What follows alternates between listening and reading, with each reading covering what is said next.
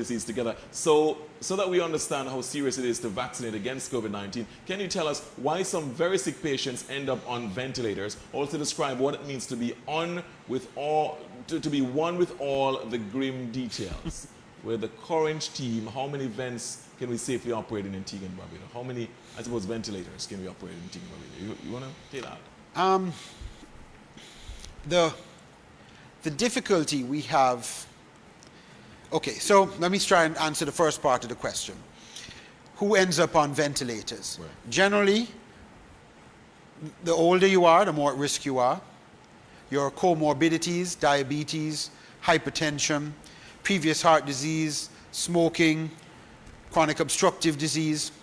For some reason, asthma doesn't seem to be big. We're not seeing a whole lot of COVID in our asthmatics, but those are the people who end up on the ventilators. What it's like, I don't know. Being on a ventilator is not a comfortable thing. Having a machine breathe for you is not a comfortable thing. Yes. When you look at the worldwide data with ventilators, 80% of the people who end up on ventilators for COVID die. The success rate is not good. Currently, we have, I think, 6 people on ventilators, a few on different machines that we didn't have before, but we got now prior, called CPAP machines, where they have a mask on their face that's got a positive pressure on it. Makes it much easier to breathe and helps to keep the airways open. We have 2 or 3 people on those machines right now. Difficult thing to watch young people not be able to breathe. And you see people who are in their 30s, 40s, gasping for breath. It's a very hard sight and not a very comfortable thing. You know, I don't know how else to explain it, but, you know, imagine the feeling of what it must be like to drown and not be able to breathe, but that feeling doesn't end. It's amazing. This disease, we talk in medicine about something called happy hypoxia. In the old days, so I have to say old days because it's been about a year now, when you saw somebody with an oxygen level 82, 83%, normally the oxygen level is 95 and above, 82, 83%, you're looking for the nearest ventilator because you know that's what's coming next. This person is going to get tired and they're going to stop breathing. We're seeing people with 70% and they're still talking to you. The problem is, sometimes if you don't do something, they get tired very quickly and they die very quickly. They just go downhill quickly. Very quickly. And that has been what has been said several times by several physicians as well. Now you want to not put them on a ventilator and hope they can turn the corner, but you also have to be very wary that these people, when they get tired, they go down very, very quickly. Wow.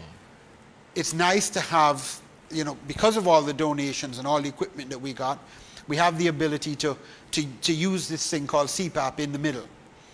And some people who have been on CPAP who would otherwise have gone on ventilators have come off. And it is extremely gratifying to see these people who you thought, boy, this thing's not looking so good. You know, all of a sudden you come back in and you see them turning the corner and making progress. How many people can we put on ventilators?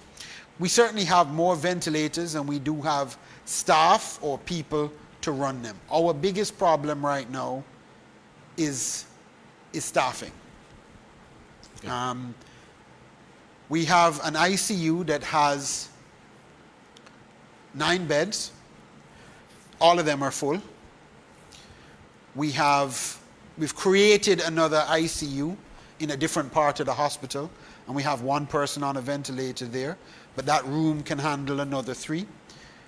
The ventilators are not the issue. It's more the staffing. The problem that we have with ventilators is our two survivors that ended up on ventilators were on ventilators for a long period of time.